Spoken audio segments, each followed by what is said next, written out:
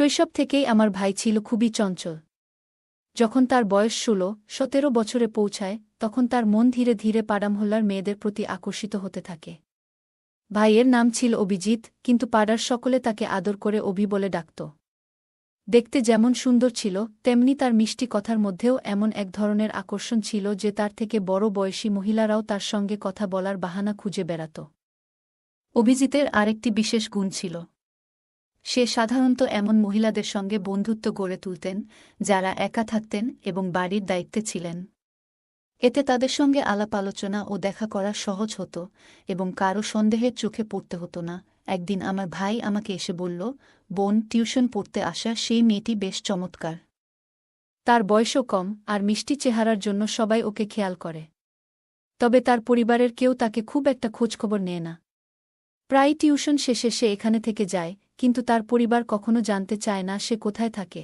তার কথা শুনে আমি কিছুটা অবাক হয়ে গেলাম, মনে হলো যেন তার মধ্যে একটু বেশি আগ্রহ তৈরি হয়েছে। তবুও চুপ করে রইলাম। কিছুক্ষণ পর সে বলল, তুমি যদি মেয়েটির সঙ্গে একবার পরিচয় করিয়ে দিতে, তাহলে কাছে থেকে একবার দেখার সুযোগ পেতাম। তখন আমি বললাম, কাল এসো, সে টিউশনে আসবে, তখন পরিচয় করিয়ে দেব তোমার সঙ্গে। তার সাথে পরিচয় করিয়ে দেওয়ার পর ভাই মেয়েটির সাথে। অভিজিতের জীবন বেশ চাঞ্চল্যকর ছিল। তার অস্থির প্রকৃতির কারণে মহল্লার অনেক মহিলা ও মেয়েরা অসুবিধার সম্মুখীন হতো। সে শুধু পাড়ায় নয়, স্কুলেও অনেকের সঙ্গে বন্ধুত্ব গড়ে তুলেছিল। মহল্লার মহিলাদের সঙ্গে মেলামেশা তার কাছে যেন এক প্রকার বিনোদনের বিষয় হয়ে দাঁড়িয়েছিল। এ কারণেই প্রায়ই আমাদের বাড়িতে তার ব্যাপারে অভিযোগ আসতে শুরু করেছিল। আমাদের আব্বা আম্মার অবস্থা তো আরও খারাপ। তারা ভাবতে ভাবতে কষ্ট পেতেন, আমরা কেমন সন্তানকে বড় করছি। আব্বা প্রায়শই মাথায় হাত দিয়ে আল্লাহর কাছে প্রার্থনা করতেন যেন অভিজিৎ সঠিক পথে আসে, কারণ এতে পরিবারের সুনাম জড়িত। আম্মাও অভিজিৎ এর আচরণে দুঃখে থাকতেন। আসল ঘটনা হল, অভিজিৎ আমাদের পরিবারের বহু আকাঙ্ক্ষিত সদস্য হিসেবে জন্ম নেয়। দীর্ঘ প্রার্থনার পর পরিবারে তার আগমন ঘটে, আর সেজন্য সবাই তাকে ভালোবেসে অভিজিৎ নামে ডেকে বিশেষ স্নেহ করত। অভিজিৎ সবসময় নিজের মতো চলার সুযোগ পেত, আর তার ইচ্ছাকে সবাই গুরুত্ব দিত। এই ভালোবাসার পরিবেশে বড় হতে হতে তার মনে মহিলাদের প্রতি আকর্ষণ জন্মায়।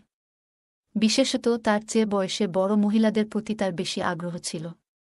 অভিজিৎ প্রথম এই আচরণ প্রদর্শন করে যখন তার বয়স ছিল ১৪ বছর। প্রথমে সেটা নিছক কৌতূহল ছিল, তবে ক্রমে এই অনুভূতিগুলো আরও গভীর হতে থাকে।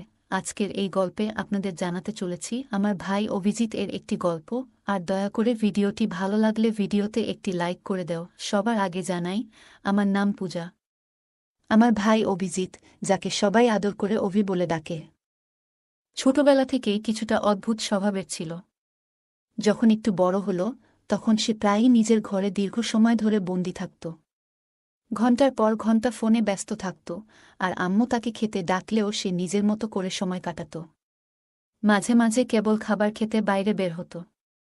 অভিজিতের পড়াশোনায় মনোযোগ কখনোই ভালো ছিল না। তবে ছোটবেলায়, মানে ১৫ বছর পর্যন্ত ঠিকঠাক স্কুলে যেত। কিন্তু ১৬ বছর বয়সে পৌঁছানোর পর থেকেই তার মন পড়াশোনা থেকে সরে যেতে শুরু করে এবং আশেপাশের মহিলাদের প্রতি আকর্ষণ অনুভব করে। সেই থেকে তার মাথায় নারীদের নিয়ে ভাবনা গেঁথে বসে। তখন থেকেই স্কুল বা কোচিংয়ের মেয়েদের বদলে সে পাড়ার মহিলাদের সঙ্গেই সময় কাটাতে আগ্রহী হয়ে ওঠে। সব সময় মহিলাদের কাছে গিয়ে গল্প করত, হাসি ঠাট্টা করত। আর মহিলারাও তাকে অনেক পছন্দ করত। অভিজিৎ যখন পাড়ার মেয়েদের সঙ্গে মজা করত, তখন প্রায়ই সেই ব্যাপারে অভিযোগ আমাদের বাড়িতে আসত। এমন কাণ্ড শুনে কখনো কখনো আব্বু এতটাই রেগে যেতেন যে অভিজিৎ এর উপর হাত তুলতেন। কিন্তু এখন অভিজিৎও বড় হয়ে গিয়েছে। সে পাল্টা উত্তর দিতে শুরু করেছে এবং আব্বুর সঙ্গে কথায় কথায় ঝগড়া লাগিয়ে বেরিয়ে যেত। কিছুদিনের জন্য কথা বলা বন্ধ রাখত। আম্মা আব্বু ভীষণ চিন্তিত হয়ে পড়তেন। তারা বারবার আল্লাহর কাছে প্রার্থনা করতেন, আমাদের এমন কেন হলো, হে আল্লাহ, কি পাপ করেছিলাম আমরা।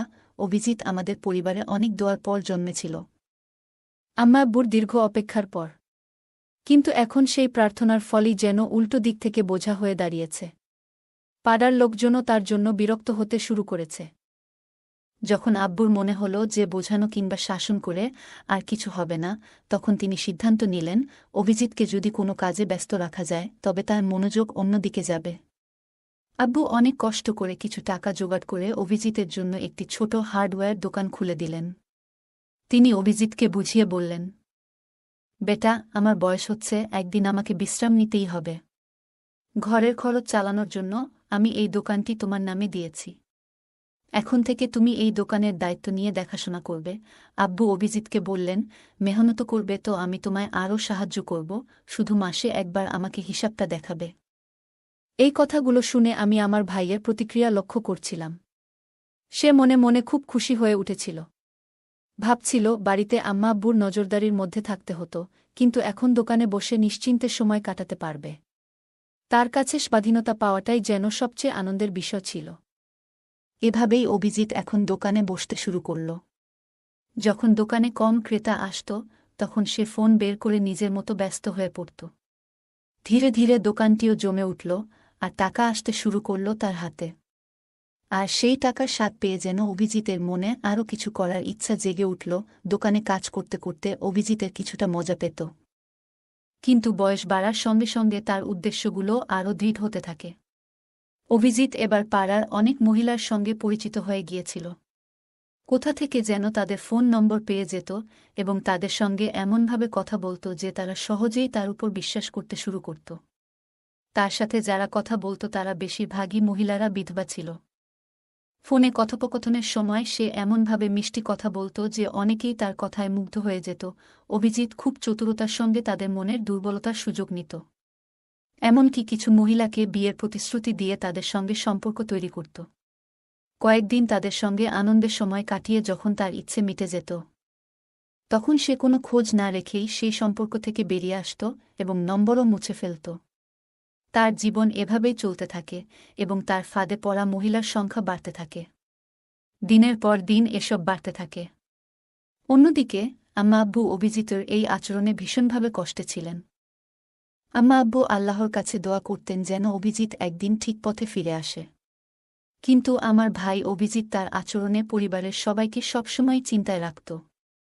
অভিজিতের বয়স ধীরে ধীরে 24-25 বছরে এসে পৌঁছাল। তখন আব্বা আম্মার মনে তার বিয়ের চিন্তা আসে। তারা ভাবতে শুরু করেন যে তাদের ছেলে এখন নিজের কাজে মনোযোগ দিচ্ছে। প্রতিবেশীরাও একইভাবে মনে করতে লাগলেন যে অভিজিৎ এখন সঠিক পথে রয়েছে, কারণ বহুদিন ধরে তার নামে কোনো অভিযোগও আসেনি। আব্বা ভেবে খুশি ছিলেন যে তাদের দোকান সফল হয়েছে এবং তাদের ছেলে এখন কাজে ব্যস্ত, কিন্তু সত্যিটা ছিল ভিন্ন। অভিজিৎ বাইরে থেকে ঠিক থাকলেও আসলে আগের চেয়ে অনেক দূরে চলে গেছে।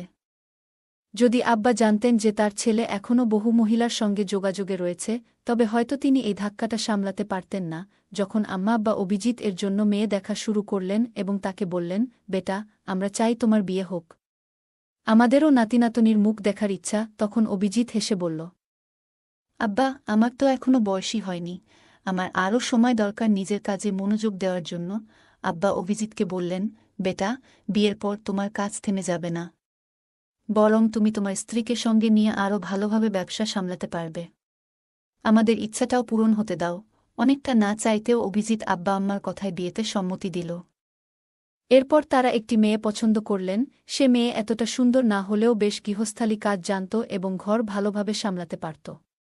মেয়েটির এই গুণাবলী দেখে আব্বা আম্মা তাকে পছন্দ করেন এবং অভিজিৎ এর সঙ্গে তার বিয়ে দেন। যখন অভিজিৎ এর স্ত্রী নতুন কনে হয়ে আমাদের ঘরে এলো, তখন প্রথম রাতেই অভিজিৎ তাকে বলল, এই বিয়েতে আমার খুব একটা আগ্রহ ছিল না। আমি শুধু আমার আব্বাম্মার খুশির জন্য এই বিয়ে করেছি। তাই তুমি এই বাড়িতে তাদের সেবা করবে, কিন্তু আমার ব্যাপারে কিছু বলবে না। আমি কি করি, কোথায় যাই, কি খাই, এসব নিয়ে কোনো প্রশ্ন করবে না। তার স্ত্রী কিছু না বলেই রাজি হয়ে গেলেন এবং সেভাবেই সংসার শুরু করলেন। অভিজিৎ এর স্ত্রী তার কাজের মাধ্যমে শ্বশুর শাশুড়ির মন জয় করতে পারলেও অভিজিৎ এর মন জয় করতে পারলেন না। তার পুরনো অভ্যাসগুলো বজায় ছিল এবং সে আগের মতোই বিভিন্ন মহিলার সঙ্গে সম্পর্ক রাখত। বয়স বাড়ার সঙ্গে সঙ্গে সে আরও নতুন উপায়ে মহিলাদের আকর্ষণ করতে শুরু করে। বিশেষ করে সে এমন মহিলাদের সঙ্গ বেছে নিত যাদের প্রাচুর্য ছিল এবং অভিজিৎ তাদের জন্য কিছু খরচ করতে হতো না। এভাবেই অভিজিতের জীবন চলতে থাকে। তবে সময়ের ব্যবধানে সে কিছুটা সময় তার স্ত্রীর জন্যও রাখত। তাদের বিয়ের 3 বছর পর তাদের 2 ছেলে হয়। তখন অভিজিতের স্ত্রী তাকে বোঝানোর চেষ্টা করল, দেখো, আমাদের এখন 2 সন্তান রয়েছে। তোমার উচিত ওদের প্রতি মনোযোগ দেওয়া, তুমি এইভাবে রাতের পর রাত বাইরে থেকো না। আম্মা আব্বা বৃদ্ধ হয়ে গেছেন এবং অভিজিতের স্ত্রী তাকে বোঝানোর চেষ্টা করলেন যে তুমি অনেক সময় বাইরে কাটাও, বাড়িতে সময় দাও, আব্বা আম্মার দেখাশোনা করো এবং আমাদের সন্তানদের জন্য দায়িত্বশীল হও। কিন্তু অভিজিতের স্ত্রীর কথায় খুব একটা কান দেয়নি, নিজের মতোই জীবন উপভোগ করতে থাকে। বছর কেটে যেতে থাকে এবং অভিজিতের সন্তানরাও বড় হতে থাকে। এদিকে অভিজিতের বয়সও 46-47 ছুঁই ছুঁই।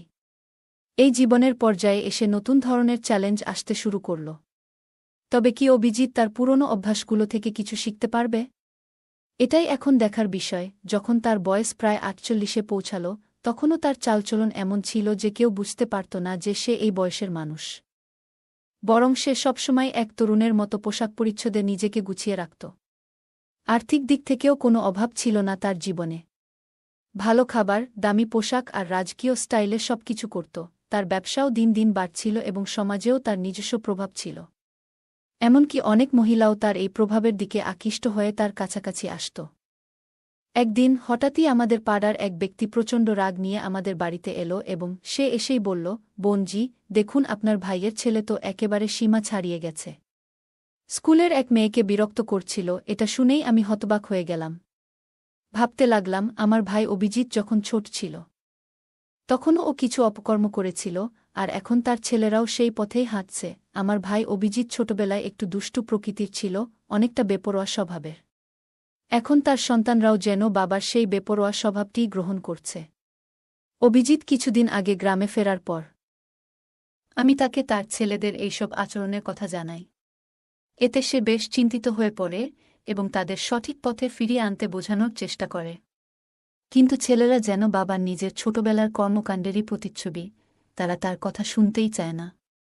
অভিজিৎ উপলব্ধি করে তার ছোটবেলায় করা ভুলগুলোর ছায়া যেন এখন তার ছেলেদের মধ্যেই দেখতে পাচ্ছে। একসময় সে অতীতে ফিরে যায়, তার জীবনের একটি বিশেষ সময়ের কথা মনে পড়ে। তখন তার বন্ধুত্ব হয়েছিল একজন অভিজ্ঞ শিক্ষিকার সাথে, যিনি একাকী জীবন কাটাচ্ছিলেন। আর তিনি বিধবা ছিলেন। ধীরে ধীরে তাদের মধ্যে থাকা দূরত্বগুলো মুছে যেতে থাকে, আর সেই শিক্ষিকা যেন তার জীবনের সবচেয়ে বড় অনুপ্রেরণা হয়ে ওঠেন। একদিন গল্প করতে করতে সেই শিক্ষিকা হঠাৎ জানতে চান, তোমার কি আগে কখনো এমন অনুভূতি হয়েছে কারো সঙ্গে? আমার আগে আমার ভাই তার পুরনো অভ্যাসে ফিরতে শুরু করল। একদিন সেই মহিলা তাকে বলল, তোমার তো পরিবার আছে, স্ত্রী, সন্তান, আর অন্য কোনো সম্পর্ক তো নেই, তাই তো? আমার ভাই তখন মৃদু হাসি দিয়ে বলল, না না, আমি তো কোনো অন্যরকম সম্পর্ক রাখি না। এই কথা শুনে সেই মহিলা একটু চিন্তায় পড়ে বললেন, তাহলে অবিবাহিত কারো সাথে কখনো এমন কিছু করনি? ভাই তখন নিজের নিরীহ ভাব ধরে বলল, না, একদমই না। কিন্তু সেই মহিলা তার মিথ্যা বুঝে ফেললেন। এরপর কিছুক্ষণ চুপ থেকে বললেন, আমার কাছে এক মেয়ে টিউশনে আসে, দেখতে খুব সুন্দরী, তোমাকে ওর সাথে পরিচয় করিয়ে দেব। ভাই প্রথমে একটু অবাক হলেও মনে মনে খুশি হতে লাগল। সে ভাবল, কেন এই মহিলা এমন প্রস্তাব দিচ্ছেন? মনে মনে দ্বিধায় থাকলেও রাজি হয়ে গেল। মেয়েটির নাম শুনে তার চোখে এক অদ্ভুত আনন্দ ফুটে উঠল, কারণ কম বয়সী মেয়েদের দিকে তার একটু বেশিই নজর থাকত। একদিন আমার ভাই আমাকে বলল, বোন, সেই মেয়েটি খুব সুন্দর, ছোট্ট বয়সের মিষ্টি চেহারার। ওর পরিবারও ওকে তেমন একটা খেয়াল করে না। সে যখন টিউশনে আসে প্রায় রাতে থেকে যায়। অথচ ওর পরিবার থেকে কখনো জানতে চায় না সে কোথায় থাকে। ভাইয়ের কথাগুলো শুনে আমি একটু অবাক হলাম, মনে হলো সে যেন কিছুটা বেশি আগ্রহ দেখাচ্ছে। তবে কিছু বললাম না। কিছুক্ষণ পরে সে আমাকে বলল, একবার পরিচয় করিয়ে দাও তো মেয়েটার সঙ্গে, কাছে থেকে একটু দেখা উচিত। আমি তখন বললাম, কাল আসো, সে টিউশনে আসবে। তখন তোমার সঙ্গে পরিচয় করিয়ে দেব। পরের দিন দুপুরে অভিজিৎ এলো। সেই মেয়েটি পড়াশোনায় ব্যস্ত ছিল, আর তার চেহারা দেখে অভিজিৎ এর চোখে অদ্ভুত এক উজ্জ্বলতা ফুটে উঠল। তবে মেয়েটি তার দিকে না তাকিয়ে নিজের বইয়ের মাঝে ডুবেছিল। অভিজিৎ কয়েকবার তার সঙ্গে কথা বলার চেষ্টা করল, কিন্তু মেয়েটি কোনোরকম সাড়া দিল না, বরং নিজের পড়ায় মনোযোগী থাকল। একদিন আমি জরুরি কাজে বাইরে যাচ্ছিলাম। যাবার আগে ভাইকে ইঙ্গিত করে বললাম, আমি কিছুক্ষণের জন্য বাইরে যাচ্ছি, তুই নিজের দায়িত্ব নিজেই সামলাবি। বাইরে যাওয়ার পর অভিজিৎ মেয়েটির দিকে এগিয়ে গেল এবং কথা বলার চেষ্টা করল। মেয়েটি প্রথমে একটু অবাক হলেও বিনয়ের সাথে কয়েকটা কথা বলল। কিন্তু এরপর মেয়েটি বুঝতে পেরে আর কথা বাড়াতে চাইল না। এই ঘটনার পর থেকে মেয়েটি আর পড়তে আসেনি। আমি ভাইকে এ বিষয়ে জানতে চাইলে সে শুধুমাত্র হেসে বিশ্বাসটা এড়িয়ে গেল।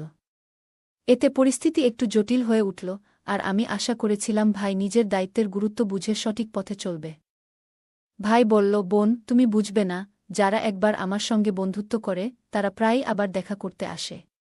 দেখো, কিছুদিনের মধ্যেই ও ফিরে আসবে, কিন্তু সেই প্রতীক্ষার দিন আর কখনো ফিরে এলো না। তখন ভাইয়ের মন একটু বেশি প্রায়শই মেয়েদের দিকে আকৃষ্ট হতো, বিশেষ করে যাদের জীবনে কিছুটা অভাববোধ আছে। তাদের প্রতি তার আলাদা একটা সহানুভূতি ছিল। প্রথমে ভাই কিছুদিন অপেক্ষা করেছিল, ভেবেছিল মেয়েটি আবার আসবে। কিন্তু সময় যেন অন্য কিছু ঠিক করে রেখেছিল।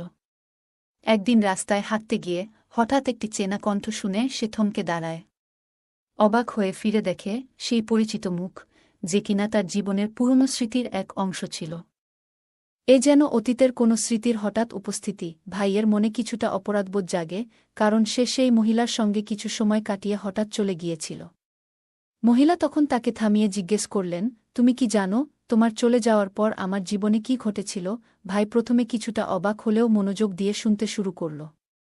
মহিলার চোখে কষ্টের ছাপ স্পষ্ট, আর মুখে জমে থাকা জীবনের দীর্ঘদিনের বেদনা ফুটে উঠছে। তিনি বলতে লাগলেন, তোমার চলে যাওয়ার পর আমার জীবন পুরোপুরি বদলে গিয়েছিল। মহিলা বলতে লাগল, আমি যখন অন্তঃসত্ত্বা হয়ে পড়লাম, তখন আমার নিজের পরিবারের সদস্যরা আমাকে ভুল বুঝে বাড়ি থেকে বের করে দিল। অনেক জায়গায় ঘুরে একসময় এক ছোট্ট ভাড়া করা ঘরে আশ্রয় নিলাম। সেখানে মানুষের বাড়িতে কাজ করে কোনোভাবে নিজের দিন চালাতে লাগলাম। তোমার সঙ্গে দেখা হওয়ার পরে এতদিন পর শুধু একটা কথাই জানাতে এসেছি, আমার সন্তান তোমারই রক্তের অংশ। ভাই এই কথা শুনে যেন স্তব্ধ হয়ে গেল। সে হতবাক হয়ে বলল, কিন্তু কি প্রমাণ আছে যে সে আমার সন্তান? তখন মহিলা বলল, যদি বিশ্বাস না হয় তাহলে সন্তানের ডিএনএ পরীক্ষা করিয়ে দেখো, সত্যি নিজের চোখেই দেখবে। কথা মতো মহিলা তার সন্তানের কিছু নখ কেটে নিয়ে এলেন এবং ভাইকে দিলেন। ভাই তার হাতে সে প্রমাণ নিয়ে পরীক্ষার জন্য বেরিয়ে পড়ল। কয়েকদিন পর পরীক্ষার রিপোর্ট এলো এবং দেখা গেল মহিলার কথাই সত্যি। রিপোর্টে স্পষ্ট ছিল যে সেই সন্তান ভাইয়েরই। এই সত্যটা জানার পর ভাই নিজের ভুল বুঝতে পারল, কিন্তু তখন আর কিছু করার সময় ছিল না। এরপরের কয়েক মাস ভাই বারবার মহিলার কাছে গিয়ে প্রার্থনা করল যেন তাকে একবার সন্তানের সাথে দেখা করতে দেওয়া হয়। প্রথমে মহিলা রাজি হননি, কিন্তু প্রায় ১.৫ মাস পর তিনি ভাইকে তার বাড়িতে ডেকে নেন। সন্তানের ঘরের দিকে ইশারা করে বললেন, যাও তোমার সন্তানকে দেখো। ভাই শিশুটিকে কোলে নিতে চাইলে মহিলা তাকে সন্তানের কাছে নিয়ে গেলেন। তার চোখে কষ্টের ছাপ ছিল। তিনি বললেন, আমি এতদিন একাই এই শিশুটিকে বড় করেছি। ও আমার একমাত্র সহায়। কিন্তু তুমি এসে আমাদের জীবনটা এলোমেলো করে দিয়েছ। এ কথা বলে মহিলা চলে গেলেন। বাচ্চাটি তখন অসুস্থ ছিল। টাকা না থাকায় তাকে ভালো কোনো চিকিৎসা করাতে পারেনি। ভাই মনে হলো যেন পায়ের নিচের মাটি সরে গেছে। শিশুটিকে বুকে জড়িয়ে ধরে সে দ্রুত হাসপাতালে নিয়ে গেল। ডাক্তার পরীক্ষা করে বললেন, শিশুটি মানসিক আঘাতে আছে। তার স্মৃতিশক্তি দুর্বল হয়ে গেছে এবং কিছুটা মানসিক ভারসাম্য হারিয়েছে। সে কখনো পুরোপুরি সুস্থ হবে কিনা বলা যাচ্ছে না। এসব কথা শুনে ভাইয়ের মন ভেঙে গেল, তবে নিজের ভুলের পরিণতি তাকে মেনে নিতেই হল। এমন অবস্থায় সে ছেলেটিকে নিয়ে বাড়ি ফিরে এলো এবং তার যত্ন নেওয়া শুরু করল। রাতের পর রাত সে শিশুটির পাশে বসে থাকত, যত্ন করত। কিন্তু শিশুটি এক ভীত চোখে শুধু তাকিয়ে থাকত, যেন ভাইকে চিনতেই পারছিল না। তার মনে এমন কোনো স্মৃতি নেই যা তাকে ভাইয়ের সঙ্গে সম্পর্কিত করে। এদিকে ভাইয়ের স্ত্রী বলল, তোমার পক্ষে ওকে দেখা সম্ভব হলে দেখো, আমি আর ওকে সামলাতে পারব না। ভাইয়ের নিজের ছেলেরাও বলল, এ কেমন ছেলে তুমি আমাদের সঙ্গে নিয়ে এলে? আমরা ওকে আপন বলে মেনে নিতে পারছি না। ভাই যেন একটা ঝড়ের মধ্যে দিশাহারা হয়ে পড়ল। অবশেষে ভাই সিদ্ধান্ত নিল আলাদা কোথাও ছেলেটিকে নিয়ে থাকবে। সে একটি ছোট্ট ভাড়ার ঘরে উঠল এবং দিনরাত পরিশ্রম করতে লাগল। দোকানে খেটে যা রোজগার হতো সবটুকুই ছেলেটির চিকিৎসা এবং যত্নে ব্যয় করত। এভাবে নিজের ভুলের মাসুল দিয়ে জীবনের প্রতিটি দিন সে ছেলেটির পাশে থেকে তার যত্ন করতে লাগল। ডাক্তাররাও বলেছিল শিশুটির স্বাভাবিক জীবনে ফিরতে কিছুটা সময় লাগবে।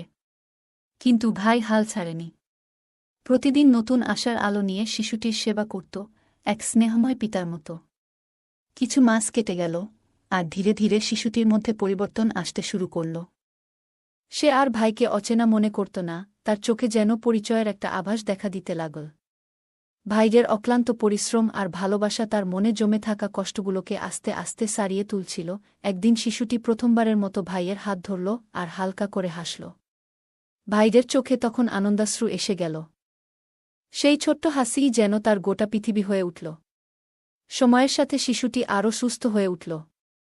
ভাইয়ের নিঃস্বার্থ ভালোবাসা আর যত্ন তাকে নতুন জীবন দিল। এখন সে কেবল ভাইয়ের পাশে থাকে না, বরং তাকে পিতার মতো মেনে নিয়েছে। সমাজের নানা কথা আর কঠিন পরিস্থিতি সত্ত্বেও ভাই কখনো হাল ছাড়েনি। আর তার এই পরিশ্রমের ফল পেল অবশেষে সেই দিনও এল, যেদিন শিশুটি ভাইকে আব্বু বলে ডাকল। সেই একটি শব্দেই ভাইয়ের সব কষ্ট যেন মিলিয়ে গেল। গল্পে দেখা যায় যে আবেগ আর আকর্ষণ নিয়ন্ত্রণ না করলে জীবন জটিল হয়ে যেতে পারে। অভিজিৎ তার দায়িত্বজ্ঞানহীন আচরণের জন্য বড় মূল্য চুকাতে হয়েছে। নিজের ভুল বুঝে নেওয়া এবং তার পরিণতি মেনে নেওয়া, এটি একটি কঠিন কিন্তু প্রয়োজনীয় শিক্ষা। অভিজিৎ শেষ পর্যন্ত নিজের ভুলগুলো স্বীকার করে ছেলের প্রতি দায়িত্ব পালন করে, যা তার নিজের উন্নতির পথ উন্মোচন করেছে। গল্পের শেষে অভিজিৎ যখন তার সন্তানের প্রতি নিঃস্বার্থভাবে ভালোবাসা প্রদর্শন করে, তখন সেই ভালোবাসাই তাকে তার সন্তানের মন ও বিশ্বাস ফিরে পেতে সাহায্য করে। এটি প্রমাণ করে যে ভালোবাসা এবং যত্ন প্রায়শই কঠিনতম পরিস্থিতিতেও পরিবর্তন আনতে পারে। অভিজিৎ তার ভুল বুঝে এবং একাকী কষ্ট ভোগ করলেও তার পরিবার, বিশেষত ভাইয়ের মতো কেউ পাশে থাকলে জীবন আরও সহজ হতো। পরিবারে ভালোবাসা এবং সমর্থনের গুরুত্বকে এই গল্পটি খুব সুন্দরভাবে তুলে ধরে। অভিজিতের জীবনের চঞ্চল স্বভাব এবং নিয়ন্ত্রণহীন আকর্ষণ তার জীবনে বিপর্যয় ডেকে আনে। গল্পের শুরুতে দেখা যায় তার অস্থির স্বভাবের কারণে সে প্রায়শই ভুল সিদ্ধান্ত নিয়ে বসে, যার মধ্যে তার পরিবারের প্রতি দায়িত্বের ঘাটতি স্পষ্ট। অন্যদের জীবনে ঢুকে পড়া এবং নিজের আকর্ষণকে সঠিকভাবে নিয়ন্ত্রণ না করার জন্য শেষ পর্যন্ত তার নিজের জীবনই ধ্বংসের মুখে পড়ে। এটি শেখায় যে আমাদের আবেগ এবং দায়িত্বের মধ্যে ভারসাম্য বজায় রাখা কতটা জরুরি, কারণ অসচেতনভাবে নেওয়া সিদ্ধান্ত আমাদের এবং অন্যদের জীবনকেও ক্ষতিগ্রস্ত করতে পারে। বন্ধুরা, যদি এই গল্পটি ভালো লেগে থাকে তাহলে দয়া করে ভিডিওটি লাইক করুন এবং আমাদের চ্যানেলটি সাবস্ক্রাইব করুন। পাশে থাকা বেল আইকনটি প্রেস করুন, যাতে করে আমরা যখনই নতুন ভিডিও আপলোড করি তার নোটিফিকেশন সবার আগে আপনার কাছে পৌঁছে যায়। ধন্যবাদ। দেখা হবে আমাদের পরবর্তী ভিডিওতে।